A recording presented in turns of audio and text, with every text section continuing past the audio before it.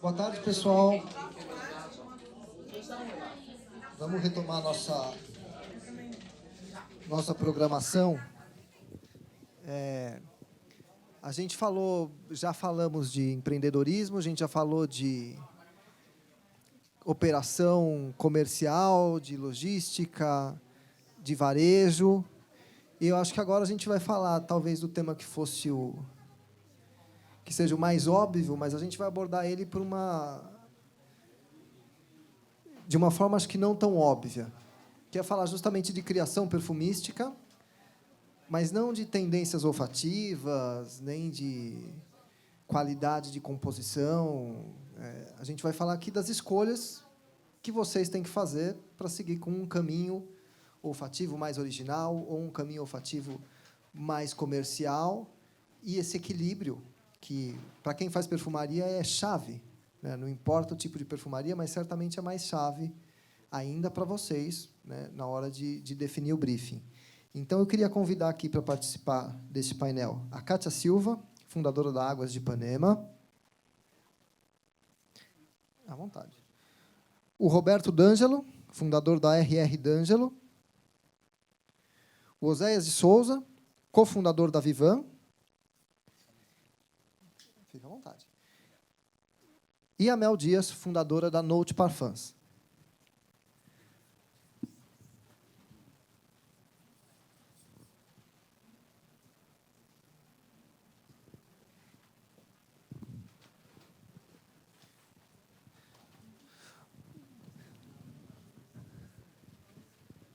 Bom, gente, como falei, né, a gente não está aqui para falar de quais são os caminhos olfativos que o consumidor mais está gostando nesse momento, não estamos aqui para falar de novas moléculas, que são temas muito legais, mas acho que aqui o desafio é outro. É justamente entender vocês, como criadores, e o Roberto, que é um cara que tem muito contato com formação, com pontos de venda, e trabalhou muito com a perfumaria internacional, com várias marcas. Está aqui para fazer também um papel importante, né, que vocês vão entender a hora que eu perguntar para ele, que é justamente esse desafio. Né? Vocês têm marcas independentes, algumas mais novas, outras não tão novas, mas vocês todos querem ocupar um espaço aí no mercado. E não dá para ocupar esse espaço, necessariamente, fazendo mais do mesmo, a não ser que você tenha um caminhão de dinheiro para gastar com outros, com comunicação, com a distribuição. Acho que não é o caso aqui. Ao mesmo tempo, então, você pode ter uma fragrância muito original e que você não vai ter o tempo para construir aquilo. Né? Sem querer me alongar, acho que tem sempre o caso do Angel, que todo mundo fala, né? Mas o Angel ele foi uma construção, primeiro, que se olhou para um público muito específico. Quer dizer, não se tentou conquistar 70% do painel. Né? Se criou uma fragrância para falar com 1,5%, 2,5%, 3% do mercado, que é o share global que eles tiveram durante algum tempo. Hoje, não sei se mantém nesse patamar, mas, enfim. Né? Quem usa Angel gosta de Angel, e quem não, os outros 90% e poucos % odeiam. Quem bota dinheiro no bolso é quem ama. Né? E, por outro lado, foi uma construção muito lenta, né? Muito devagar. Acho que a Barba acompanhou esse processo, né? Acho que até com a Vera Strub, que é a criadora do perfume, assim, começou com 250 portas, isso no mundo, né? 250 portas, 500, foram 2, 3 anos de construção, até que se chegasse no blockbuster. Né? Então, eu queria entender de vocês, como é que você, Kátia, quando foi criar suas fragrâncias, equilibrou entre esse lado, quero fazer uma coisa diferente, muito autoral, muito original, né? Se é que essa era a proposta também, quando você fez a criação, e, ao mesmo tempo, algo que não afugentasse o consumidor na primeira cheirada ali, que ele falasse, pô, isso aqui é muito esquisito, e você levasse muito tempo, de repente, ou leve muito tempo para convencê-lo. Bom, boa tarde, pessoal. Sejam bem-vindos de volta. Eu sou carioca. Fiquei muito feliz de encontrar muitas cariocas aqui. Estou aqui com muito orgulho representando a cidade maravilhosa, que hoje completa 459 anos. E a minha marca, ela representa isso. Águas de Ipanema, ela representa a essência do Rio de Janeiro. Essa essência maravilhosa, essa essência de energia, de acolhimento, através de produtos de altíssima qualidade. Eu trabalho há muito tempo nesse segmento, eu trabalhei muitos anos, fui executiva da L'Oréal Brasil, e tive essa inspiração ainda na minha infância, de criar realmente uma marca com qualidade. Meu caminho profissional todo direcionou a isso. É muito esforço empreendido, mas é possível você desenvolver algo diferente, e isso, para mim, foi muito importante, porque o mercado reconhecer isso rapidamente. Você, na segunda semana de lançamento, sair numa Vogue, eu que vim de uma L'Oréal e via o esforço de uma multinacional para estar na Vogue, e a gente sair em mais de 60 canais importantíssimos de imprensa, sermos indicados e depois finalistas do prêmio também Atualidade Cosméticas, então isso reforça toda a qualidade, toda a seriedade, toda a responsabilidade no desenvolvimento de uma marca realmente de verdade, né? Que ela realmente trabalhou com muita verdade todos os pilares que ela realmente tem como força. Perfeito. Oséias, qual que é a sua visão? Você que é um cara de criação, inclusive, né, de perfumaria, qual que é o seu desejo, muitas vezes, e se você consegue dar vazão a esse desejo, ou você também, como empresário, pensa, peraí, como acho que alguém falou aqui, peraí, vamos tão à frente assim, vamos voltar. Como é que é esse balanço para você? Bom, primeiramente, boa tarde, é um prazer estar aqui, de ouvir e aprender, né, com a história, com as experiências e as vivências de cada pessoa, né? E a linha Vivan L'Homme, né, ela teve origem com o L'Homme tradicional. Eu sou perfumista autodidata, nem gosto muito de me colocar esse rótulo, porque eu sei o esforço que é para você ser, de fato, um perfumista, né? O Felipe, eu não sei se ele está aqui, se ele teve que sair, mas eu imagino o quanto ele teve que se dedicar em ter conhecimento. E a minha história começou exatamente como entusiasta de perfumaria. Eu não caí de paraquedas na perfumaria agora com a Vivan. Eu já fui colecionador de fragrâncias, já tive inúmeras fragrâncias, já senti muita coisa, seja de perfumaria nacional, importada, era um hobby que eu tinha. Porém, em um determinado momento, analisando o cenário nacional, e nós ouvimos aqui, inclusive, o Brasil é um dos maiores mercados, né, de perfumaria e de cosméticos do mundo. E tem uma nota olfativa, né, a gente não vai debater muito, mas é importante porque ela faz parte da história, que é a nota de íris, que é a matéria-prima mais nobre da perfumaria, né? É a mais cara e a mais nobre. E olhando para a perfumaria nacional, eu olhei e pensei, poxa, não tem essa nota olfativa, ela não tem um destaque, não tem um trabalho tão grande em cima dela na perfumaria nacional. A gente tem alguns perfumes, sim, que tem notas de íris, mas não é uma nota assim tão explorada. E até seguindo o exemplo da Natura, né, que ela explorou a questão do oud, quando ela trouxe o essencial oud, e foi assim uma coisa um pouco nichada, muita gente não gostou, mas foi uma coisa que causou um certo impacto, né? Trouxe uma nota também que é uma nota extremamente valiosa. E eu pensei, poxa, por que não tentar, né? Só que aí começa as questões, né? Eu não sou perfumista de formação. Tive acesso a matérias-primas porque eu já comecei a trabalhar vendendo projetos, né, para outras empresas pequenas, né? E fui brincando de fazer perfume, né? Nada muito assim profissional, nada muito bem elaborado. Fiquei anos e anos misturando óleo essencial, misturando ingrediente, misturando íris com cedro, com sândalo.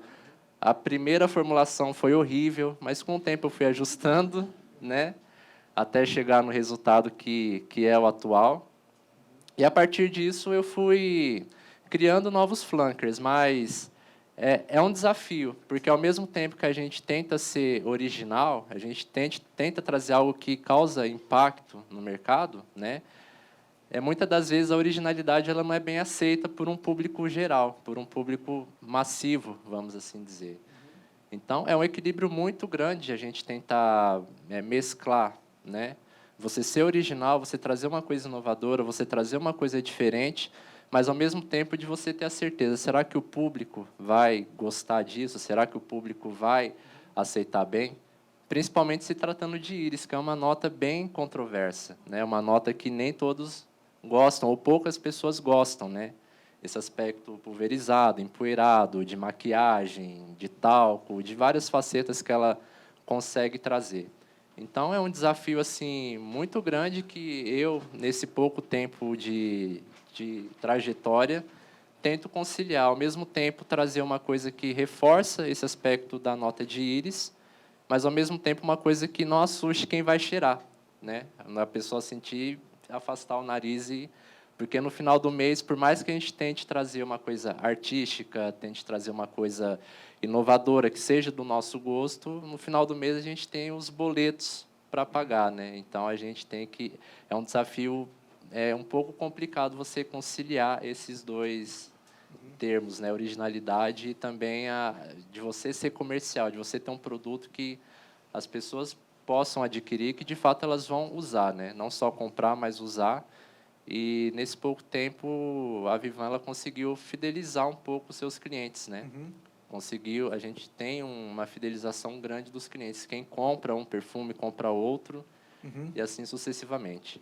Tá, e aí posso entender, então, que você, se fosse do seu desejo, você seria mais agressivo, talvez não seja a melhor palavra, mais ousado na questão da íris, né, da matéria-prima, de ser um super íris, e você foi, talvez, olhando para o final do mês, falou, peraí, ok, vou tirar um pouco, você só íris, não super íris, mas não vou deixar também de ter uma coisa diferente. Foi um pouquinho esse o equilíbrio que você chegou? Exatamente. Tanto que as fragrâncias, tanto a L'Homme Noir e as demais da linha, elas têm, sim, a íris como ingrediente prominente, né?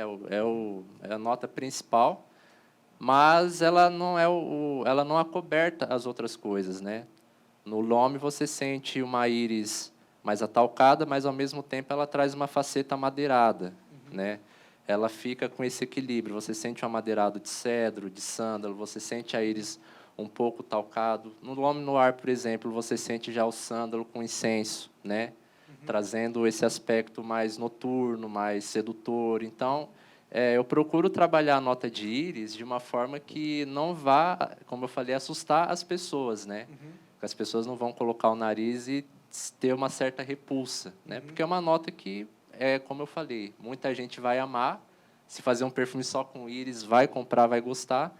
Mas a realidade, até por uma falta de cultura, o brasileiro às vezes não entende o valor da nota de íris, né? O público geral, até você passar isso para o cliente, para ele entender, né, qual que é a função da íris, o que ela traz no perfume, qual a ocasião, né, principalmente para você usar fragrâncias do tipo.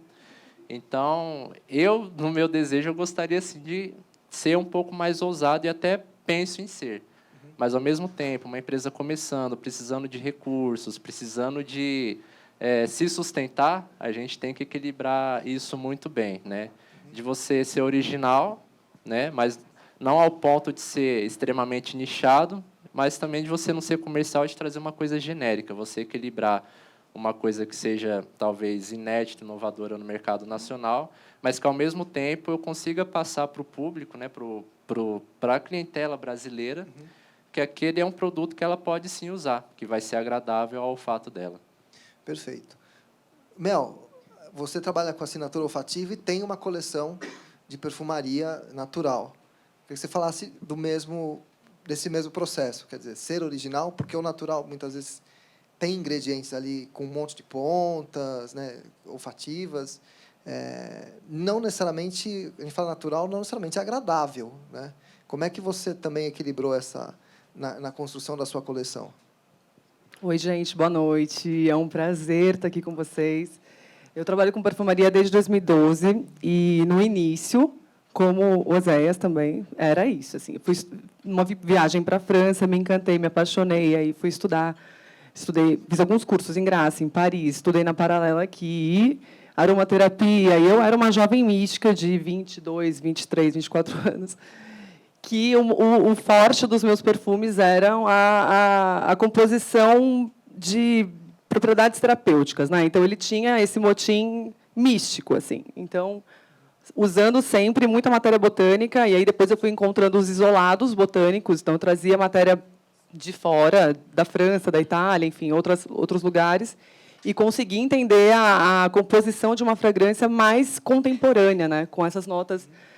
Então, sei lá, notas de jasmim, notas de íris mesmo, que você consegue tirar algumas pontas e deixá-lo mais interessante, com mais transparência, com mais cosmopolitas, né? Porque o perfume botânico ele é ancestral e ele é perfume de velho, né? Então é difícil mesmo assim. Então eu vendia esse perfume mais pela propriedade terapêutica do que principalmente com a qualidade olfativa dele. Mas isso foi há, sei lá, 10 anos atrás, 8 anos atrás. E aí eu fui entendendo a perfumaria clássica, a perfumaria francesa, fui me aperfeiçoando nisso, e hoje em dia eu trabalho principalmente com o público B2B, né? Então eu assino fragrâncias olfativas, fragrâncias para marcas, na verdade. Eu faço criações, eu traduzo o branding de uma marca numa fragrância. Estou falando certo no microfone? Sim. Então tá bom. E aí, hoje, então, na verdade, o meu trabalho é mais de avaliadora olfativa, de designer olfativa, do que de perfumista, né? Eu tive isso lá no momento, passei por vários lugares, né? Passei na perfumaria, passei na criação, direção criativa, e hoje em dia estou mais como avaliadora olfativa, designer perfumista, na transcrição de um briefing olfativo, de um briefing de uma marca para o olfativo. Então, é isso. Quando a gente faz o desenho de uma marca, assim, muitas marcas hoje em dia se perfumam. Todo mundo já entendeu no mercado brasileiro o quanto que a gente gosta de perfume. Todo mundo já entendeu o quanto que é importante entrar numa loja e ter um perfume, receber um e-commerce e ter uma caixa perfumada. E muita gente ainda reforça marcas já existentes, né? Então, uma Lely Blanc, um M. Martin, sei lá, Zara. E meu trabalho também é educar as marcas de o quanto é importante você ter uma assinatura olfativa dizendo quem você é, né? O quanto que isso é trazer presença e humanidade para a sua marca. Então, tem muitas marcas, por exemplo, eu fiz o cheiro da Allianz Seguro, que é um lugar que nem tem espaço físico, né?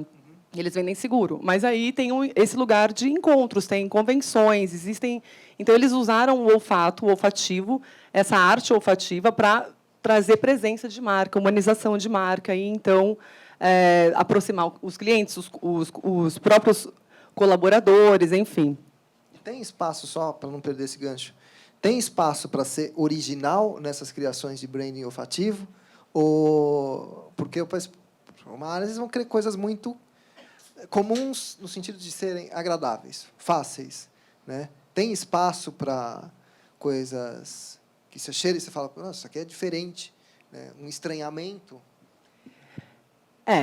De modo geral, as pessoas buscam. Esses dias aconteceu de um cliente grandão e veio com uma história muito boa. Enfim, ele veio com uma história de ser pequeno, e depois de uns encontros eu descobri que o cara era muito grande e ele queria um cheiro de um parque da Disney, e ele queria um cheiro que fosse muito parecido, e eu, na minha marca, o slogan é Signature Parfums, ou seja, eu faço uma assinatura olfativa e eu prezo pela autenticidade. Eu sou uma pessoa que acredita na autenticidade, não acredito em réplica, não gosto de contratipos, não acredito. Então, não tem como. Mesmo que a pessoa queira, eu não vou fazer um perfume idêntico. Então, a gente pode usar esse cheiro desse parque como referência, como norte, mas a gente não vai fazer igual. Então, vamos entender aonde, né?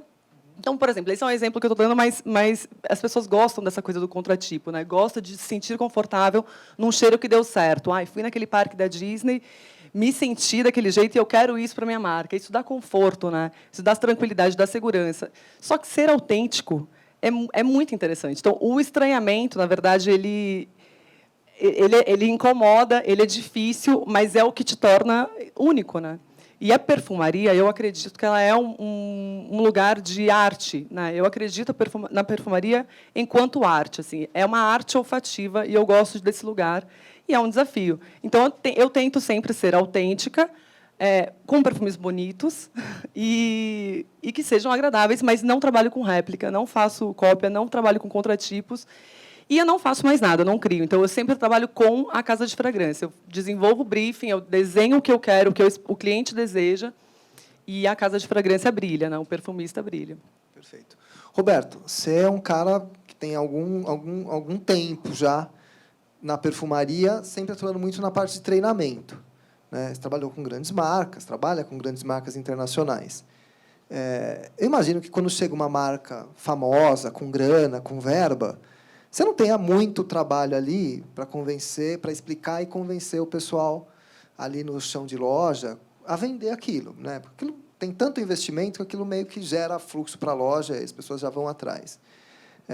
Mas você também trabalhou com muitas marcas que no Brasil não eram tão conhecidas, ou que, de repente, vem aquele olfativo europeu clássico, que não necessariamente agrada o Brasil, mas você tem que vender, você também tinha lá, né, fazer o pessoal vender. E você, certamente, em algum momento, deve ter tido que fazer treinamento com fragrâncias que geravam um estranhamento. Como é que é isso? Né? Como é que você explica para uma pessoa que está no ponto de venda, que está preocupado em vender, né? Talvez mais do que explicar o produto em si, qual que é a importância, como é que aquela íris, por exemplo, por que esse perfume de íris pode ser interessante para um cliente que, de repente, não sabe bem o que ele quer, que é muito comum, né? Em vários segmentos. Como é que você faz com que o estranho, no ponto de venda, seja vendável, ou possa ser vendável? Bom, boa tarde, gente. É bem interessante isso que você falou, porque mesmo uma marca que seja famosa, às vezes, ela não agrade, as pessoas das lojas não vendem. Você sabe que promotora de loja é meio de lua mesmo, né? E então aí você tem que se virar. Mas só me lembrei agora de você falar de uma marca importada que era estranha e que eu tinha que chegar para fazer o treinamento e o nome já... Eu falei, já não vai dar certo. O perfume chamava Fudele. Como é que eu vou fazer que as promotoras se identifiquem? Bom, elas podem se identificar, tá? Mas vão falar para o cliente um nome desse. Então, assim, esse foi um dos desafios, né? Mas o que eu falo, assim, a palavra-chave é treinamento, né? Em primeiro lugar, qualquer marca que seja, mesmo a gente está falando aqui de marcas brasileiras, independentes, né? Que eu acho que o Brasil está num momento muito legal para isso. O consumidor está cansado de sentir as mesmas coisas, né? E eu quero fazer parte desse movimento de colocar as marcas brasileiras aí adiante e fazer com que elas sejam um sucesso, né? Mas existe uma palavra que é justamente quando você primeiro precisa vender o conceito de uma marca, para depois você vender o produto. Isso eu falo para o vendedor que vai atender o lojista e, principalmente, para a promotora que vai atender. Então, eu falo, gente, vamos criar uma frase aí de algumas palavras, rapidinho, que em 2 segundos você explique o que é o conceito. Porque, uma vez que a pessoa entender o conceito, ela vai gostar da fragrância, né? A gente já falou aí, muita gente que já esteve aqui antes, né? É um desafio, o ponto de venda está cada vez mais difícil, as grandes marcas multinacionais passam feito um trator, né? Não sobra quase nada. Enfim, mas é justamente aquele trabalho que a gente fala de formiguinha, né? De sempre fazer. Eu acho que o mercado está aí para todo mundo, existe público, nós somos, né, o quarto ou segundo maior de consumo. É uma coisa cultural, o brasileiro ali é justamente o cheiro, as meninas da Mias que falaram, né, a limpeza, né, o perfume, coisa que a gente herdou dos povos originários, né? Então, assim, é um povo que tem já no DNA gostar de perfume. Então, acho que a gente tem tudo na mão. É só realmente arregaçar as mangas e trabalhar. Acreditar no produto, né? E muito treinamento, já que também é a minha área, porque eu vejo o quanto é difícil a gente fazer isso acontecer. Mas acontece. Deixa eu te perguntar, Roberto. Você falou da questão do conceito, né? De achar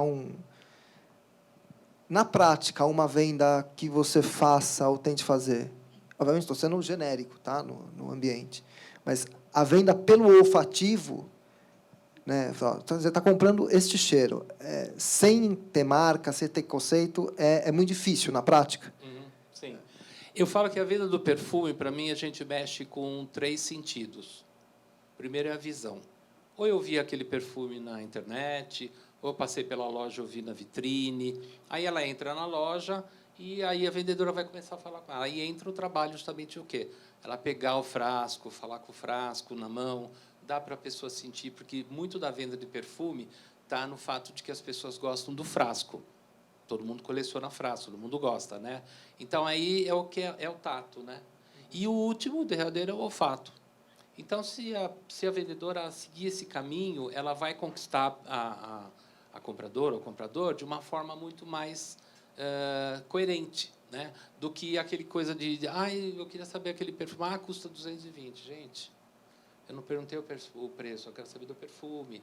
Então, assim, é um trabalho de treinar esse pessoal que está lá no ponto de venda, que é super importante, né? De passar o conceito da tua marca, de deixar o preço, o valor por último, né? A gente está vendo aí marcas de nicho hoje, né? Que já há mais de 5 anos estão fazendo sucesso, né? Então virou um boom. Por que não a marca independente brasileira? Né? Eu mesmo estou tentando apadrinhar uma marca independente brasileira, de uma pessoa que eu gosto muito, né? Eu falo, não, a tua marca tem que estar no ponto de venda, né? Ele já vende online, já vende até fora do Brasil. Não, vamos colocar ele no ponto de venda. Então, é uma coisa que eu acredito bastante. Perfeito. Para vocês três que têm marcas agora, pensando nessa questão do conceito, para sustentar a fragrância, né? Como é que vocês trabalham isso? E aí eu vou começar pelo Oséias e pela Mel, porque no seu caso, você tem uma linha, né? Acho que tem um projeto mais amplo que vai além da perfumaria. Mas o Oséias está focado na perfumaria, né? Na linha Vivan. E uma das coisas que se falou é você ter... A primeira coisa que você tem que colocar dinheiro é na fragrância. Quanto mais dinheiro você colocar na fragrância, em tese, menos dinheiro você tem para os outros elementos, né? Então, gastei... Estou usando fragrância de $150. De repente, eu não vou conseguir fazer a embalagem de... Chutei alto... Né? Pô, baixou demais o preço assim? Sim, bom, que seja de $60, tá bom assim? Por $60 antiga, não muito tempo, era o perfume de mass market de quem tinha muito volume. Então, o negócio tá bem melhor hoje, hein? Está bem mais fácil. Como é que você equilibra isso também? Como é que você pensa isso?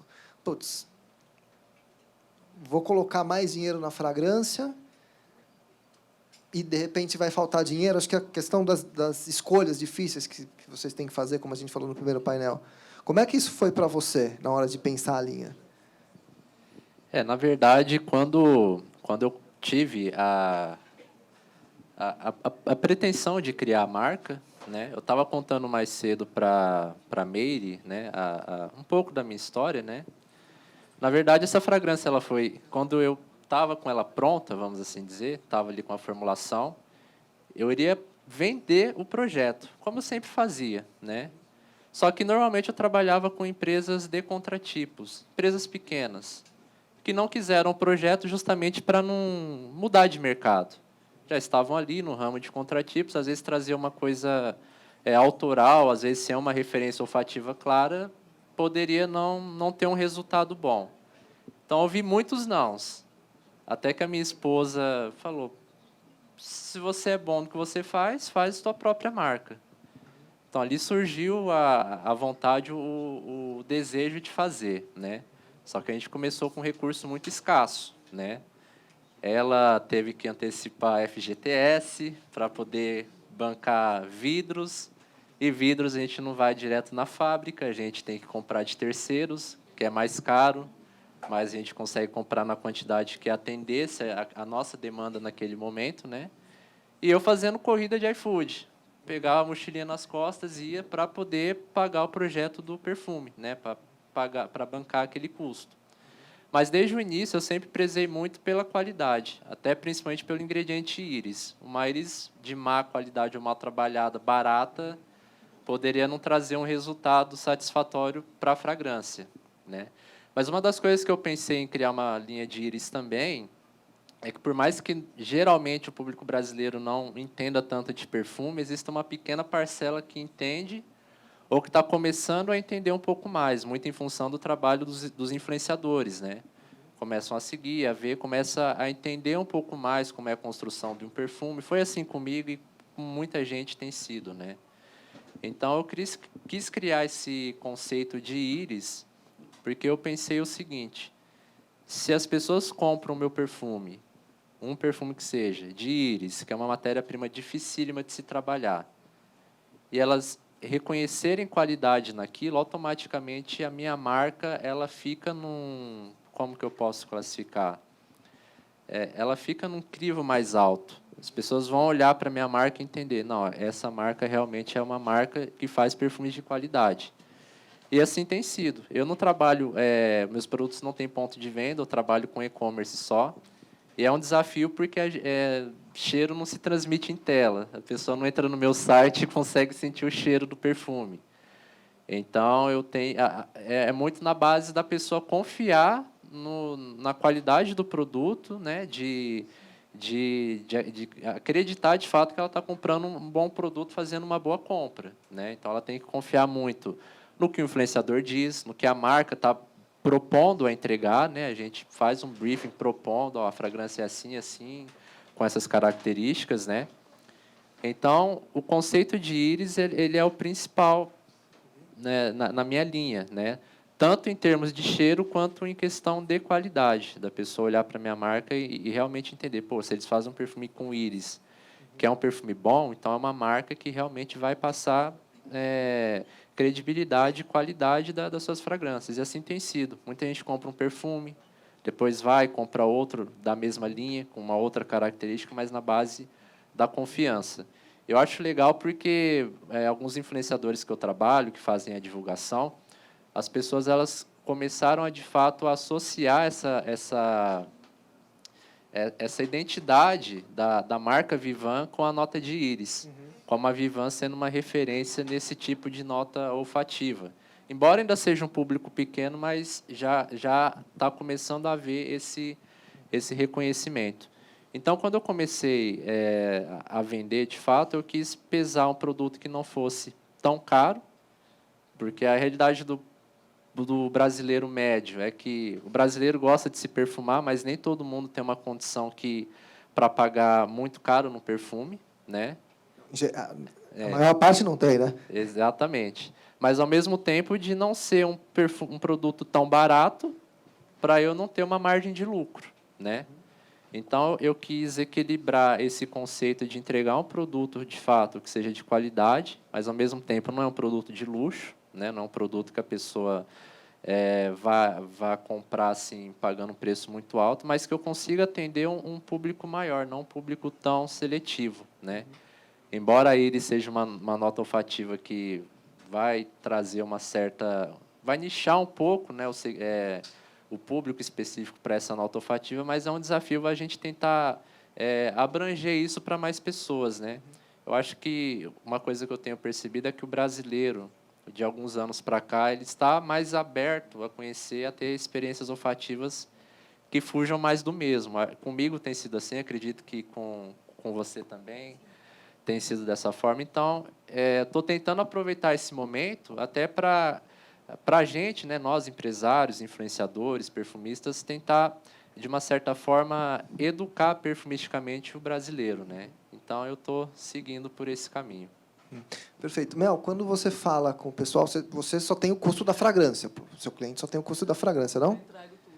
Eu entrego tudo. Eu faço a primeira parte, que é a identidade olfativa, e aí essa identidade se baseia no que o cliente quer. Então, depende de qual é o empreendimento dele, se é hospedagem, se é loja de roupa, se é loja de joias, enfim, consultórios, clínicas médicas. E aí a gente vai entender. Então, por exemplo, no caso desse meu cliente da Disney, né, do parque, ele veio com uma classificação em que a taxa da fragrância seria até $50. E aí a gente não estava chegando no que ele queria, e muito era por conta da qualidade da olfativa, porque você tem ali uma cartela, né, de notas.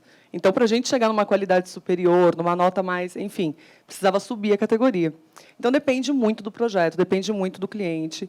E eu trabalho com ambiente, né? Eu não trabalho com fine, então é mais fácil, assim, não precisa ser tão caro. No ambiente a gente consegue chegar numa classificação de taxa por litro mais em conta e consegue fazer coisas bem legais. Então, acaba facilitando. Mas eu entrego. Então, tem a identidade olfativa, tem o projeto e tem a entrega mínima, assim, que seja ambiente. O plano básico seria isso, o ambiente. E aí o cliente vai adicionando, somando produtos ao projeto dele. Então, pode colocar vela, sabonete, selo da Anvisa, né, para vender e tudo isso.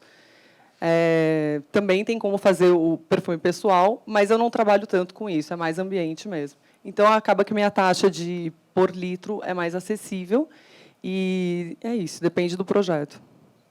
Perfeito. Kátia, eu queria entrar agora um pouquinho também nessa questão do equilíbrio, mas como é que é apresentar, por exemplo, para lojistas ou para eventuais parceiros lojistas, uma fragrância que seja diferente, né? Uma fragrância que não é necessariamente mais do mesmo, né? E que se entenda o conceito para que fique claro também o espaço que você pode ocupar na loja dele, porque no final das contas é isso. Ó, você quer imagina que você quer ocupar um espaço que hoje não está preenchido. Como é que ele recebe esse olfativo diferente? Então, nós lançamos Águas de Ipanema em 7 de julho de 2023. Fizemos o lançamento online. E trabalhamos todo o diferencial da marca muito forte, né? Todo o conceito, o nosso propósito, tudo que a gente tem de diferente, porque é uma marca realmente diferenciada. Trabalhamos e começamos a receber muitos contatos, né? Tanto da mídia online quanto de influenciadores. E a gente começou a fazer esse trabalho sem pressa. A nossa preocupação realmente era apresentar a marca e apresentar todo o diferencial que a gente tinha, né? Roberto, pegando esse gancho, você trabalhou com marcas internacionais, você trabalhou em multinacionais, viveu fora. Como é que você vê o espaço para que marcas... Talvez como é que você vê, não, mas se existe algum espaço, com base na sua vivência, para marcas internacionais, aí vou me ater só ao olfativo, tá? Porque a gente tem outras 1000 questões, mas existe espaço para um olfativo brasileiro ganhar espaço no exterior, né? E assim, se o que a gente tem hoje, do ponto de vista olfativo, poderia ir muito bem no exterior, e aí, obviamente, você tem outras questões que talvez não venham ao caso agora, mas que atrapalham, ou a gente tem um olfativo que é muito nosso, né? E que, de repente, assim como a gente não necessariamente vai gostar de tudo que vem da França, na prática, os caras também não são obrigados a gostar do que vem daqui, né? Como a gente acha que vão gostar. Como é que você vê isso? Então, o Brasil continua despertando atenção, né? Nos outros países. As pessoas têm... A gente ainda é visto como um país exótico, com algumas coisas negativas, né? Mas o Brasil ainda é um país dos sonhos para as pessoas, para o europeu, para o americano. Então, acho que tem espaço, sim, né? A gente vê marcas que já fazem sucesso lá na França, né? A Boticário, por exemplo, tem uma loja, a Granado, que eu sou apaixonado por essa marca. Então, tem espaço, sim, né? Eu estou vendo, assim, né, por essa reunião, assim, a gente estamos conhecendo vários empreendedores, marcas nacionais de qualidade que fazem perfumes, né? Então, eu acho que tem tudo a ver, sim, para que esse caminho seja trilhado e com sucesso. Perfeito. Né? Desculpa. Antes de acabar, só podia fazer um adendo? Eu sei que você já vai terminar. Eu estou aqui entre 3 perfumistas. Eu não sou perfumista, mas eu criei um perfume. E eu queria compartilhar com vocês. Eu sou escritor, né? Nós vamos sortear um livro, mas o meu penúltimo livro chama-se O Perfumista da Inconfidência, a história de um perfumista francês, século XVIII, que cai lá naquela confusão da Revolução Francesa e vem cair aqui em Minas, lá em Minas, na Inconfidência Mineira, né? E, nesse livro, o perfumista cria um perfume, né? Então, o que aconteceu? Eu criei um perfume, lógico, através de um amigo perfumista, que é o Francisco Celli, né? Que, segundo todo aquele conceito que eu passei para ele, nós criamos um perfume, né? Então, ele tem toda a conotação de uma fragrância barroca, que ela é inspirada em Maria Antonieta, no que ela gostava. Ela era, assim... hors concours, né? Ela não gostava de tudo que era moda na época, ela gostava de coisas frescas, né? Então ele tem também um pouco de Minas, aquela coisa da Revolução Francesa, de Paris e inclusive a embalagem a gente criou. Pasmem, faz tudo por telefone, por WhatsApp, fotografia, né? Então a gente tem uma embalagem forrada em tafetá, com a imagem da Maria Antonieta. Infelizmente ele só foi mostrado, né? E eu não produzi ainda. Estou à busca de pessoas que estejam interessadas em investir. Então, só queria compartilhar com vocês a experiência minha de criar um perfume. Fica a dica aí. E vou pedir uma salva de palmas, gente.